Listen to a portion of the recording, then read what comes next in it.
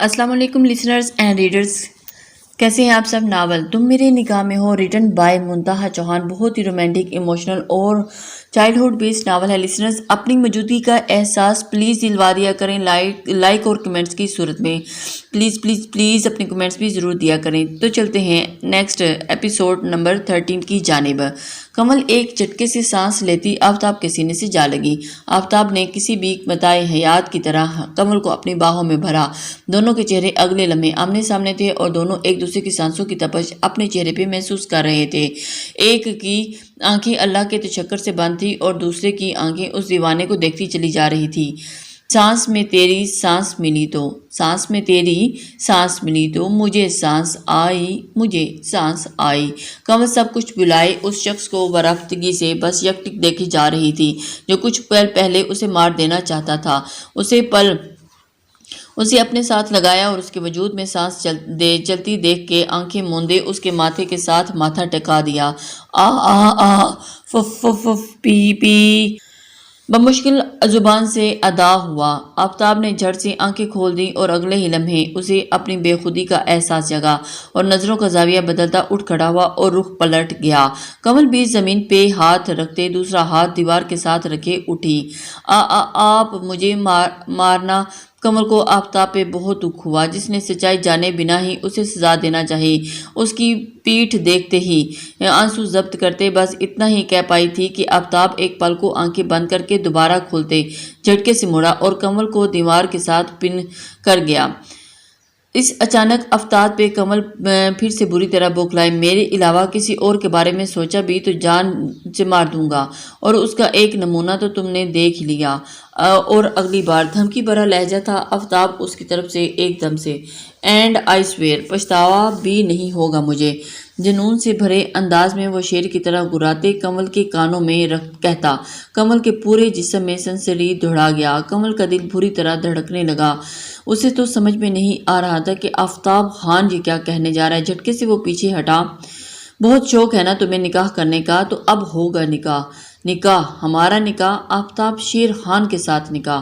اس کی جانب کینہ توڑ نظروں سے دیکھتے ہی کہا تو وہ ساکت رہ گئی۔ آپ بنا کچھ جانے کمل نے کچھ کہنا چاہا۔ تم میری بہن کا گھر برباد کرو گی اور میں چپ چاپ دیکھتا رہوں گا بیٹھ کے تماشا؟ یہ کیسے ہو سکتا ہے؟ کیسے سوچ لیا تم نے؟ آفتاب کے جارحانہ تیور پہ وہ نظریں پھیر گئی، آنکھیں آنسوؤں سے بھر گئیں کہ آفتاب نے وہ بلیک میل کر رہے تھے مجھے کمل چیخ کے بولی۔ اچھا، اور تم ہوگے؟ جھوٹ مت بولو کمل، ورنہ بہت برا پیش آؤں گا۔ یہ سوچ بھی کیسے لیا؟ اس وقت قریب ہوتے ہوئے دانت پیستے ہوئے کہا گیا۔ نہیں سر پلیز، میں نے ایک دفعہ کہا نا، وہ مجھے ارسل خان دھمکی دے رہا تھا کہ وہ میرے بھائی کو مار دے گا۔ اس سے بھی زیادہ برا کیا کریں گے آپ؟ مجھے مارنا چاہا آپ نے بنا سچ جانے۔ کمل کا لہجہ روند گیا۔ سچ؟ تمسخر اڑایا گیا۔ بہت سن لیے تمہارے سچ اور جھوٹ، اب میری باری ہے۔ قریب آیا تو سنو، کچھ دیر میں مولوی صاحب آ رہے ہیں اور ہمارا نکاح ہرگز نہیں، کبھی نہیں کروں گی۔ بے شک مجھے جان سے مار ڈالے، میں بالکل بھی آپ سے نکاح نہیں کروں گی، یہ سوچ لینا آپ۔ آفتاب کی بات غصے سے کاٹتی بیچ میں بولی وہ جو بلال کے بارے میں بتانے والی تھی۔ آفتاب کی بات پہ شدید غصے میں آ گئی۔ میں پوچھ نہیں رہا، میں بتا رہا ہوں۔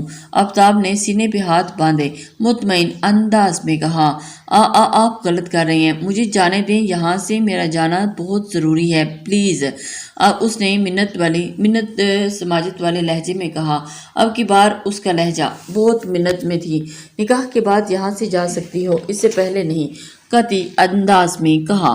آفتاب جو اپنے غصے میں بفرا ہوا شیر لگ رہا تھا، کیوں کروں میں آپ سے نکاح؟ وہ بھی دو بدو ہوئی، آنسو ابھی بھی گالوں پہ لڑکتے جا رہے تھے۔ ایک پل کو خاموشی چھا گئی۔ آفتاب خان اس بفری ہوئی شیرنی کو دیکھنے لگا۔ دیکھیے مجھے جانے دیں ورنہ وہ ارسل خان بلال کو۔ ایک دم سے وہ خاموش ہوگی۔ بلال کے نام پہ تو اب تم نیا جھوٹ تیار کر بیٹھی ہو؟ آفتاب نے طنز کیا۔ کمل نے دکھ سے اسے دیکھا۔ جھوٹ نہیں، سچ ہے یہ، کمل نے اپنی بات پہ زور دیتے ہوئے کہا، جو آفتاب اس کی بات ماننے پہ بالکل بھی تیار نہیں تھا۔ اچھا، اب تم یہ کہو گی کہ بلال ارسل خان کے قبضے میں ہے، اور تمہیں؟ آفتاب ہنسا۔ بالکل مجھے بیوقوف سمجھ رکھا ہے کیا؟ آفتاب نے غصے سے دیکھتے ہوئے اس کی طرف کہا۔ میں جھوٹ نہیں بول رہی آفتاب، مجھے پتا تھا آپ میرا یقین نہیں کریں گے، اس لیے آپ سے کچھ بھی کہنا بیکار ہے۔ میں آپ سے مدد لینا چاہتی تھی لیکن نہیں، کنول نے منہ پھیرتے ہوئے دکھ سے کہا، کیونکہ آپ تو اپنی بہن کا ساتھ دیں گے۔ ہو گیا تمہارا ڈرامہ، اب نکاح کے لیے تیار ہو جاؤ، سمجھی تم؟ آفتاب نے دوبارہ سے اس کو یاد دلایا چاہا۔ نہیں کروں گی آپ سے نکاح، کنول نے پاس ہوتے ہوئے دھیرے سے لیکن مضبوط لہجے میں کہا۔ آفتاب نے اسے دیکھتے لب پیچ گیا۔ تمہاری جرت جو تم مجھ سے نکاح نہیں کرو گی تو ٹھیک ہے، بیٹھی رہو ساری زندگی یہیں۔ پھر کہتے ساتھ ہی وہ پلٹا تھا اور ایک دم سے دروازے کی طرف بڑھا۔ آپ پاگل ہو گئے ہیں؟ اس اندھیرے کمرے میں جوڑ کے جا رہے ہیں؟ کنول اس کے سامنے آئی۔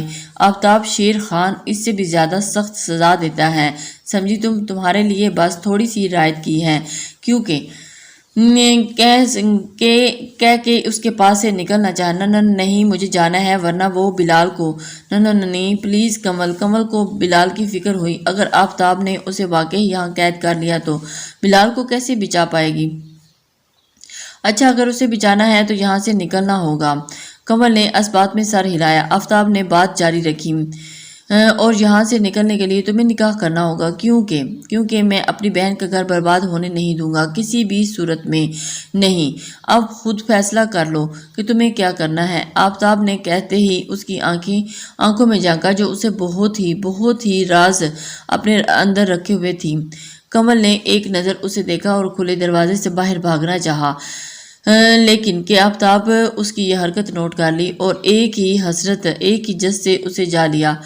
کنول، تم ایسا کچھ نہیں کر سکتی، اور دروازے کے ساتھ ہی دیوار کے ساتھ سختی سے لگا دیا اور اس کے ساتھ سارے فرار کے راستے بند کر دیے۔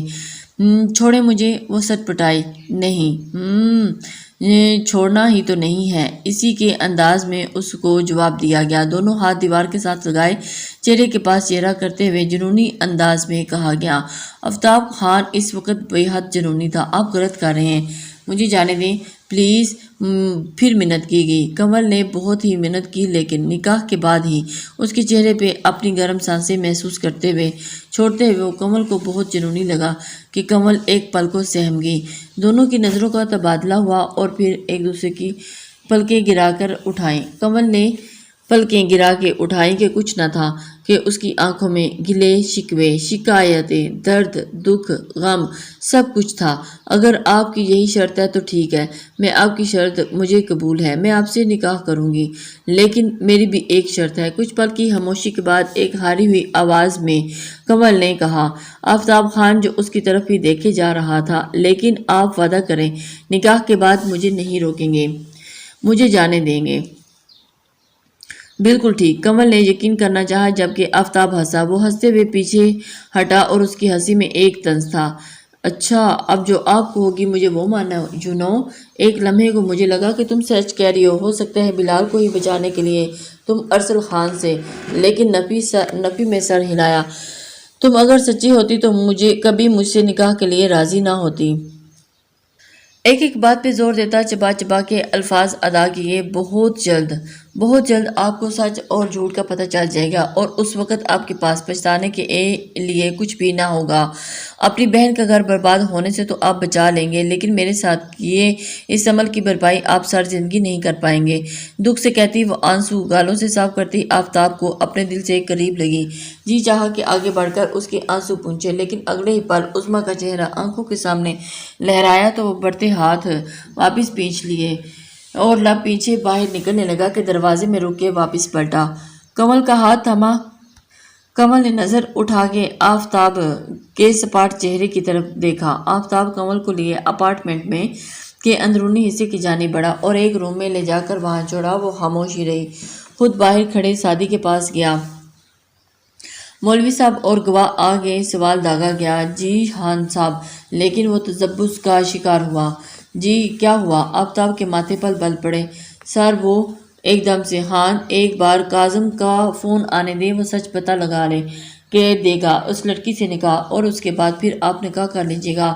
سادی سخت گیر آواز میں آفتاب نے اسے ٹوکا۔ میں اپنے فیصلے خود لیتا ہوں، سمجھے تم کون ہوتے ہو مجھے بتانے والے؟ آفتاب کے سخت انداز پہ سادی نے سر جھکا لیا۔ آفتاب نے ہمیشہ اسے کاظم کو چھوٹے بھائی کی طرح چاہا۔ یہی وجہ تھی کہ آج وہ اپنی رائے دے گیا، ورنہ کسی میں اتنی جرأت نہیں تھی کہ آفتاب کے آگے سر بھی اٹھا سکے۔ آفتاب کمل کو لیے بڑے حال میں آ گیا، جہاں ان دونوں کا نکاح سر انجام پایا، مولوی صاحب اور گواہان کے ساتھ۔ کمل نے آنکھوں سے آنسو بہہ نکلے۔ کیا سوچا تھا اور وقت نے کیسی چال چلی، اور یہ کیا ہو گیا میرے ساتھ۔ سعدی نے مبارکباد دی اور اس کے گلے لگے، جسے آفتاب میں ہاتھ میں نہ لایا۔ مولوی صاحب اور باقی گواہوں کو اچھی خاصی رقم دے کر بھجوا دیا گیا۔ اب آفتاب خان نے جو کرنا تھا وہ تو کر لیا، پلیز مجھے جانے دیں اب، کمل نے اس سے منت بھرے لہجے میں کہا، اور اٹھتے ہی کمل نے آفتاب کی منت کی۔ تم ہوش میں تو ہو سعدی، یہ جہاں جانا چاہے اسے چھوڑ کر آؤ، کہتے ہوئے آنکھوں سے کوڈ ورڈ بھی دیا کہ نظر رکھے اس پہ۔ جی سر، سعدی نے سر جھکائے کہا، اور پھر مما مجھے میرا فون۔ کمل نے آفتاب کی جانب دیکھتے ہی اپنا فون مانگا، اور پھر اس نے اس کو اس کا فون دے ڈالا۔ ایک نظر اسے دیکھا اور جیب سے نکال کر اسے فون تھما دیا۔ شکریہ، جسے وہ بند کر کے جیب میں رکھے ہوئے تھا۔ کمل نے شکوہ کنار نظروں سے اسے دیکھا اور واپس جانے کی تیاری کرنے لگی۔ اگر فون آن ہوتا تو اسے کم سے کم سچائی کا تو پتہ چل جاتا کہ وہ جھوٹ نہیں بول رہی، لیکن خیر کوئی بات نہیں، وقت خود سب بتائے گا۔ لیکن شاید یہ سب کچھ ایسے ہی ہونا لکھا تھا نصیب میں۔ وہ بنا ایک لفظ بولے وہاں سے نکلی اور سعدی نے اس کے لیے گاڑی کا دروازہ کھولا۔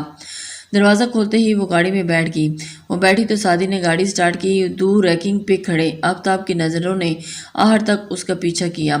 وہ جانتا تھا کہ وہ کیا کر گیا ہے، لیکن وہ مطمئن تھا اس نے بہن کا گھر بچایا تھا۔ اب کمل کچھ بھی کرے، لیکن نکاح کے اوپر نکاح نہیں کر سکتی تھی، اتنا تو وہ بھی جانتا تھا۔ اس لیے وہ خود بھی پرسکون تھا اور مطمئن بھی تھا۔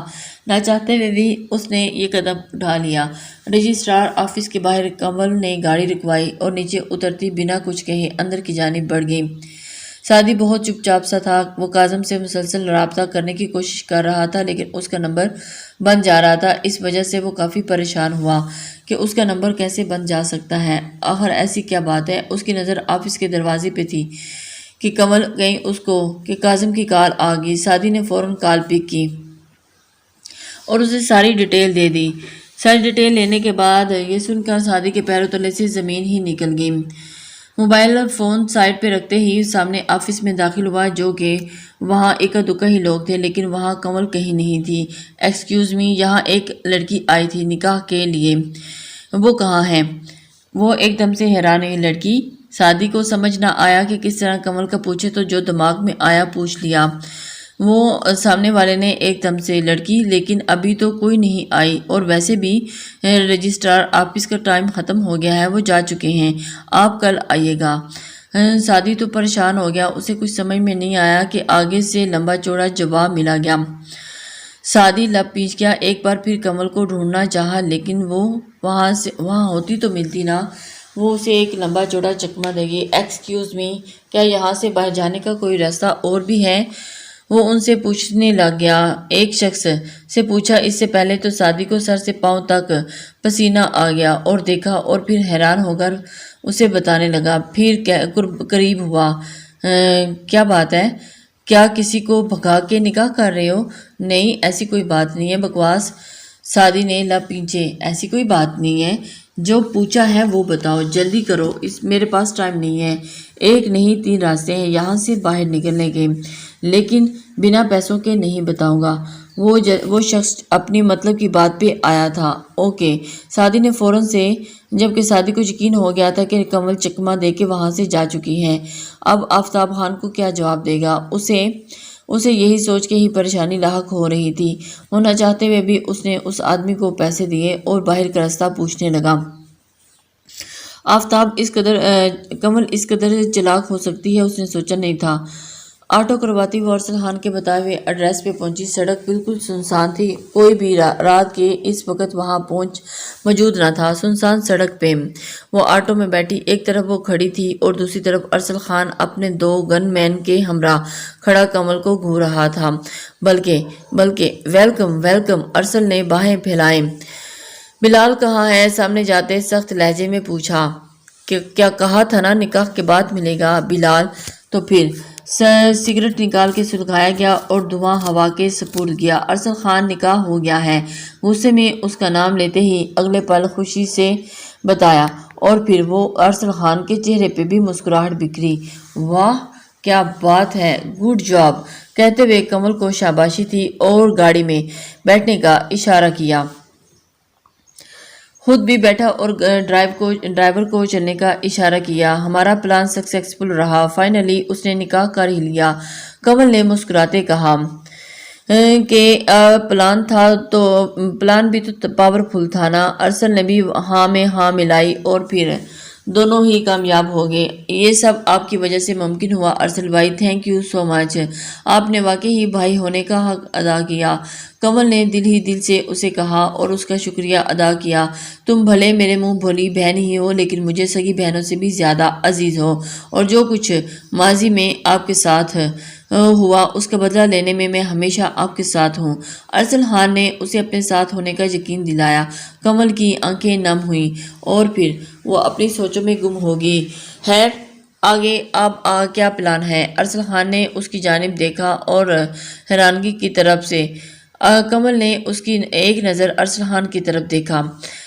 بھائی خان ولا میں انٹری، ان سب کی بربادی، اور یہ میں چاہتی ہوں، کہتے ہوئے کمل کے اندر کی ساری نفرت اس کے لفظوں میں صاف چھلکی تھی۔ وہ نہ چاہتے ہوئے بھی یہ سب کرنے بیٹھ گئی۔ All the best my sister. Hostel کے پاس گاڑی روکی۔ آپ بلال کو کچھ عرصے کے لیے کہیں اور لے جائیں، میں نہیں چاہتی کہ اسے اس سب کا پتہ چلے، وہ بہت معصوم ہے، اس لیے بھائی یہ ساری ذمہ داری اب آپ کو سنبھالنی ہوگی۔ کمل کے لہجے میں بلال کے لیے پیار ہی پیار تھا۔ فکر نہیں کرو، میں مینیج کر لوں گا، تم اپنا خیال رکھنا۔ ارسل خان نے اسے مطمئن کیا اور پھر ہاسٹل کے باہر چھوڑ دیا۔ اور وہ آپ کی مسز، ان کو کیسے مینیج کریں گے؟ کمل نے شرارت سے کہا۔ وہ میرا مسئلہ ہے، میں کر لوں گا۔ تو ارسل مسکرا دیا۔ کوئی بات نہیں میری بہن، وہ تو جان ہے، اسے مینیج کرنا کون سا مشکل کام ہے، تم پریشان مت ہو۔ عظمیٰ کے لیے ارسل خان کے لہجے میں پیار ہی پیار تھا۔ کمل مسکراتی ہوئی نیچے اتری، دل سے ان کے لیے دعا کی اور ہاسٹل کے اندر داخل ہو گئی۔ ہاسٹل جہاں اس نے سب سے پہلے کھانا کھایا اور میڈیسن لی، کیونکہ بخار کی وجہ سے اس کا جسم تپ رہا تھا۔ بستر پہ دراز ہوتے ہی آج کے دن کے بارے میں سوچنے لگی۔ خان ولا کے رہنے والوں سے بدلہ لینے کے لیے اسے خان ولا میں داخل ہونا تھا، جہاں وہ بنا کسی حیثیت سے کسی حق کے ساتھ داخل نہیں ہو سکتی تھی۔ پہلا نشانہ اس کا شہر تھا، لیکن جب وہ یہاں آیا تو وہ آتے ہی وہ دوسرے شہر چلا گیا، جہاں اسے پتہ چلا کہ وہ پہلے سے ہی نکاح میں ہے۔ اس لیے اس نے دوسرا نشانہ اس خان ولا میں آفتاب ایک بہت بڑا آپشن تھا۔ بھلے وہ اس کا خان ولا سے کوئی تعلق نہ تھا، لیکن وہ خان ولا کا ایک فرد تھا، پھر اس کی ماں، اور یہ سب جان لینے کے بعد آفتاب بھی اس کے نشانے پہ آ گیا، اور یوں وہ آفتاب کو اپنے جال میں پھنساتی چلی گئی۔ آج اس سے نکاح کر کے وہ کامیاب بھی ہوگی۔ اگلا لائحہ عمل وہ تیار کر چکی تھی اور اپنی ہر چال کے لیے وہ تیار تھی اور مطمئن بھی۔ نہ چاہتے ہوئے بھی اس نے یہ سب کچھ کرنا تھا۔ آنکھیں موندی اور وہ سکون کر رہی تھی اپنے بیڈ پر لیٹی۔ کب نہ جانے کیسے اس کی آنکھیں موند گئی۔ کیا ہوا، اتنی چپ چپ کیوں ہو؟ جیسے ہی کراچی ایئرپورٹ پہ قدم رکھا، شہیر نے انا کا ہاتھ تھامتے اس سے استفسار کیا۔ نہیں ایسا کچھ نہیں، بس ویسے ہی۔ سارا وقت وہ خاموش رہی، جو اچانک سے گھر سے دور ہونا اور یہ رخصتی شہیر اس حالت سے سمجھ رہا تھا، اس لیے اسے نہ چھیڑا۔ وہ خاموش رہا لیکن اس کا ہاتھ نہ چھوڑا۔ نہیں کچھ نہیں، بس یوں ہی۔ انابیہ نے نظریں چرائیں۔ شہیر جو کہ اسے یکٹک ہی دیکھے جا رہا تھا۔ انا گھبراؤ مت، میں ہوں نا تمہارے ساتھ، پھر کیوں پریشان ہوتی ہوں؟ شہیر اس کا ہاتھ تھامے ایئرپورٹ سے باہر نکلا۔ گاڑی وہ پہلے ہی منگوا چکا تھا، اس لیے بنا کسی دیر کیے ڈرائیور نے گاڑی کا دروازہ کھولا۔ شہیر انا کو لیے گاڑی میں بیٹھا اور شہیر نے دوبارہ سے انابیہ کا ٹھنڈا پڑتا ہاتھ تھاما اور اسے اپنے ہونے کا مان بخشا۔ انا میں جانتا ہوں ہر لڑکی کی طرح تمہارا بھی ارمان ہوگا کہ دھوم دھام سے تمہاری شادی ہوتی، اور تم یہ ڈیزرو بھی کرتی ہو۔ کچھ لمحے تو وہ چپ ہی کر گیا۔ انا بس اسے دیکھتے ہی رہ گئی۔ لیکن میں شہیر خانزادہ تم سے وعدہ کرتا ہوں کہ تمہارا ہر ارمان پورا کروں گا۔ ہمارا ریسیپشن بہت دھوم دھام سے ہوگا انشاءاللہ، تم فکر مت کرو، ابھی کچھ حالات ایسے ہیں انشاءاللہ۔ انا بھی اس کی بات پہ دل سے مطمئن ہوتی مسکرا دی۔ جیسے ہی وہ حانویلا ایک ریسٹورنٹ پہ گاڑی روکی تو انا چونکی۔ یہ کیا ہوا؟ گاڑی کیوں روک دی؟ انا نے شہید کی طرف دیکھا۔ چلو کچھ کھا لیتے ہیں، بہت زوروں کی بھوک لگی ہے، گاڑی سے باہر نکلتے ہی کہا گیا۔ انابیہ جو اس کی طرف دیکھے جا رہی تھی، لیکن مجھے بھوک نہیں، پلیز چلیں، گھر چلتے ہیں۔ انا نے اس کا بازو پکڑ کے روکا۔ انا، تم نے پلین میں کچھ نہیں کھایا، اب بھی بھوکی رہو گی، جبکہ جانتی ہو کہ گھر میں کوئی استقبال کرنے والا نہیں۔ شہید نے برا منہ بنا کے کہا، تو مجھے ضرورت بھی نہیں کسی کے استقبال کی، مجھے بس آپ کا ساتھ چاہیے اور میں سب کچھ فیس کر لوں گی آپ کا ساتھ کے ساتھ۔ انا نے دھیمے لیکن مضبوط آواز میں کہا، تو وہ تو ہمیشہ میری جان، میں آپ کے ساتھ ہوں، لیکن پہلے پیٹ پوجا پھر کام دوجا۔ شہید نے اپنے پیٹ پہ ہاتھ رکھتے ہوئے کہا، پیار سے کہتے ہوئے انا کو زبردستی باہر نکالا اور اندر کی جانب قدم بڑھا دیے۔ آرڈر دینے کے بعد وہ انا کی جانب متوجہ ہوا۔ انا، اس سے پہلے کبھی کراچی آئی ہو؟ یوں ہی سرسری انداز میں پوچھا شہید نے اور اس کی طرف متوجہ ہوا۔ شاید بچپن میں، یاد کرتے ہوئے کہا، اچھا، میں تمہیں پورا کراچی گھماؤں گا اور ہنی مون پہ بھی ہم پیرس جائیں گے۔ وہ اپنے آگے کی پلاننگ طے کرتے ہوئے ایک دوسرے سے باتیں کر رہے تھے۔ شہید اپنا پلان بتا رہا تھا۔ ہنی مون کے نام پہ تو انابیہ کا دل دھڑکنے لگا، جبکہ چہرے پہ گال بکھر گئے۔ اتنے میں ویٹر نے کھانا سرو کیا تو باتوں کا تسلسل ٹوٹا اور دونوں کھانے کی طرف مگن ہوئے۔ کھانا کھانے کے بعد دونوں نے کھانے سے فارغ ہوئے اور گاڑی کی طرف راہ لی۔ امی جان، آپ کیوں اتنی چپ چپ سی ہیں؟ شامی نے ماں کو اداس دیکھا تو پاس آ گیا اور پیار سے ماں کو گلے لگایا۔ اچانک ہی رخصت کر دیا، گھر خالی خالی سا لگنے لگا ہے۔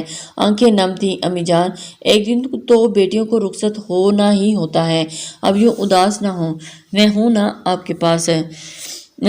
ماں کا ہاتھ چومے، میں سوچ ہی رہی تھی کہ ابھی کو رخصت کر کے لے آتی ہوں تاکہ گھر میں کچھ رونق ہو جائے۔ جمیلہ خاتون نے شامی کے ساتھ اپنے پلان بتاتی چہرے کے اتار چڑھاؤ دیکھ رہی تھی اور انہوں نے شامی کے چہرے کے اتار چڑھاؤ نہ دیکھے۔ ایک منٹ، یہ ابھی کہاں سے آگے بیچ میں؟ ایک روٹی تک تو بنانا آتی نہیں اور رخصتی؟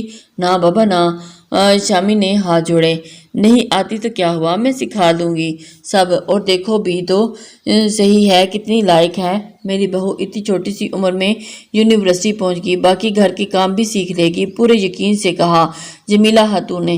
شامی جو کہ اپنی ماں کا چہرہ نہیں تکتا رہ گیا، جی جی جی جی، جب سیکھ لے گی تب بات کریں گے اس بارے میں، ابھی آپ بس آرام کریں اور اس بارے میں سوچنے کی ضرورت نہیں۔ شامی انہیں لیے ان کے کمرے میں چھوڑ آیا، جبکہ ان کا اپنا دل بے حد اداس تھا۔ انا کے جانے کے بعد وہ سب سے زیادہ اپسٹ ہوا تھا۔ شہیر اس کی خوشی تھی اور بیچ میں وہ کیسے دیوار بنتا، یہ سوچتے ہوئے وہ اپنے کمرے میں داخل ہوا اور اپنی بہن کے بارے میں سوچنے لگا۔ دونوں میں بہت ہی پیار تھا، وہ دونوں ایک دوسرے کے بغیر نہیں رہ سکتے تھے۔ کچھ دیر میں ہی وہ حانویلا کے گیٹ سے اندر داخل ہو رہے تھے۔ حانویلا کا گیٹ کھلتے ہی شہیر انا کو لیے اندر کی جانب بڑھا، جہاں تقریباً اسی کا ہی انتظار ہو رہا تھا۔ شہیر کے ساتھ انا کو دیکھتے ہی شہیر نے جب ڈرائیور کو گاڑی لے کے ایئرپورٹ آنے کا کہا تھا تو خانم کو سب سے پہلے رپورٹ کی گئی تھی کہ وہ بے انتہا خوش تھی کہ میرا ہان آ رہا ہے۔ سبھی گیٹ پہ نظریں گاڑے بیٹھے تھے۔ رات کافی ہو گئی تھی لیکن نیند سب کی نظروں سے کوسوں دور تھی۔ وہ سب شہید عروج کو بہت بے چینی تھی۔ جو ویڈیو اس نے بھیجی تھی شہید کے نمبر پہ، اس کا کوئی ری ایکشن ابھی تک نہیں آیا تھا اور آج ہی پتہ چلنا تھا کہ شہید نے اس کے بارے میں۔ شہید کے قدم حانویلا میں داخل ہوئے تو میرا خانم بے اختیار جذبات کے رو میں بہہ کے آگے بڑھی تو قدم وہی تھم گئے جیسے ہی سامنے شہید کے ساتھ ایک لڑکی کو دیکھ کے۔ شہید کے ساتھ دیکھتے ہی سب چہرے جن پہ کچھ دیر پہلے خاموشی تھی اب خیرت اور تجسس نے لے لی تھی، سب کے پاؤں کے تلے جیسے زمین ہی نکل گئی۔ خانم نے مڑ کے ارباز خان کو دیکھا، جبکہ وہ بھی حیرانی سے دیکھ رہے تھے۔ یہ کیا؟ اچانک ان کے تو پاؤں کے تلے زمین ہی نکل گئی۔ چھوٹے خان، یہ کون ہے؟ ایک ڈر دل میں کنڈلی ڈالے بیٹھا تھا۔ آپ کی بہو انابیہ شہیر خانزادہ، شہیر نے پر اعتماد انداز میں کہتے سب کے سروں پہ بم پھوڑا۔ خانم 2 قدم پیچھے ہٹی، عروج کی آنکھیں جھلملائی، اس کی ماں سامیہ بھی بری طرح پیچتاب کھاتی رہ گئیں۔ یہ کیا؟ خانم بہن، لیکن عباد خان کے چہرے پہ ایک تمسخرانہ مسکراہٹ تھی۔ نہیں، کہہ دیں کہ یہ جھوٹ ہے، آپ ایسا نہیں کر سکتی۔ چھوٹے خان، آپ یوں اچانک؟ خانم کا لہجہ پتھرایا ہوا تھا، انہیں یقین ہی نہیں آ رہا تھا کہ اتنی بری طرح شکست ہوگی، وہ بھی اپنے بیٹے کے ہاتھوں۔ لیکن یہ سب کچھ ہو چکا تھا۔ ماما، اس میں جھوٹ کی کیا بات ہے؟ انابیہ میری بیوی ہے اور ایک دن اسے آنا تھا اس گھر میں رخصت ہو کے، سو میں اس کو رخصت کروا کر لے آیا۔ شہیر خانزادہ نے ہر لفظ پہ زور دیتے ہوئے کہا۔ رات کے اندھیرے میں کوئی رخصت ہو کر نہیں آتی شہیر خانزادہ، ایک دم خانم کی بات پہ جھلملا اٹھا۔ اس سے بھی زیادہ سخت الفاظ تھے خانم کے۔ شہیر لب پیچ گیا اور کچھ توقف کے بعد انا کا ہاتھ چھوڑتا اپنی ماں کے قریب آیا۔ انا کے دل کو کچھ ہوا۔ رات کے اندھیرے میں اس خانولا میں بہت کچھ ہو چکا ہے، جو راز یہ راز خانولا کے در و دیوار اپنے اندر چھپا کے رکھے ہوئے ہیں، اس لیے یہ الفاظ دوبارہ مت کہیے گا مما جان۔ شہیر کے لفظوں نے خانم کا دل بری طرح چیر دیا۔ وہ کس بارے میں بات کر رہا تھا؟ کہیں وہ سب جان تو نہیں گیا؟ دیجے نے اسے کیا بتایا ہوگا؟ یہ ساری باتیں اس کے دماغ میں گردش کرنے لگی۔ چھوٹے خان، آپ انابیہ کو روم میں لے کے جائیں، صبح بات ہوگی۔ ارباز خان نے شہیر کی طرف دیکھتے ہوئے معاملے کو رفع دفع کرنا چاہا، لیکن ہرگز نہیں، میں اسے بہو۔ خانم ایک دم سے پہلی بار ارباز خان نے اونچی آواز میں اپنی بیوی کو پکارا کہ سبھی دیکھتے رہ گئے۔ خود خانم کی بھی آنکھوں میں بے یقینی لیے اپنے دیوانے شوہر کو دیکھتی رہ گئی۔ مزید کوئی بات نہیں، سختی سے کہا۔ چھوٹے خان، جائیں آپ اپنے روم میں، صبح بات ہوگی۔ معاملے کی نزاکت کو سمجھتے ہوئے شہیر نے بھی مزید کوئی بحث نہیں کی اور انابیہ کو لیے اپنے روم کی جانب بڑھ گیا۔ خانم نے ایک شکوہ کنار نظر شوہر پہ ڈالی اور منہ پھیر کے روم میں چلی گئی۔